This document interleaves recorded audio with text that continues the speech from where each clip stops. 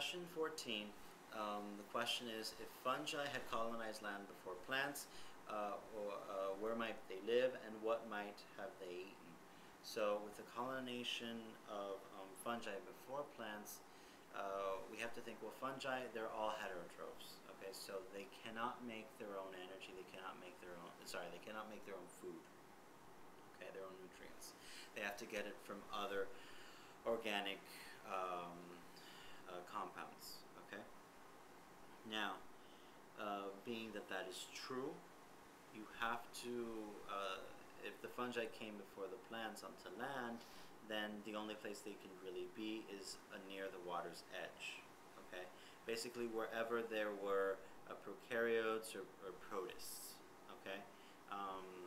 Which were essentially the only real food source for them if they would have come before the plants onto land, okay? So they would have fed off of the prokaryotes and the protists that we find by the water's edge, okay? Let's see.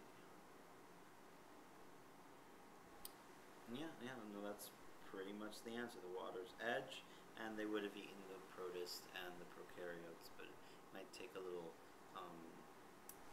encouraging on your part to actually get them to that answer.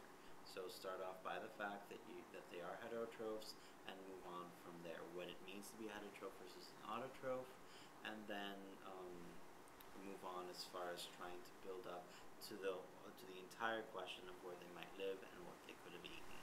Okay, and keep in mind at that point, if fungi came first, you don't have the animals and the plants for them to feed on as they do today. Okay, so their only food source would have to be the prokaryotes and the protists. And number 14, adaptations to land by plants, essentially. So you have the adaptation. Essentially, you have to prevent desiccation, loss of water. And so the way that you do that is by adding a waxy cuticle onto your leaves and stems to avoid desiccation. You add the guard cells, which allow for the opening and the closing of the stomata. You also have the stomata only present at the bottom of the leaf. You actually have a root structure versus not basically having one at all. Let's see. And those, in essence, those are the main ones. And again, you have to try and take that from your students versus you telling them.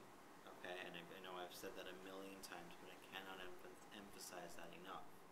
Okay, you're not lecturing to them, they're essentially lecturing to you, okay, and you're just guiding them to the answers through the use of questions, okay? It'd also be a good idea to repeat what they say, because they are writing things down.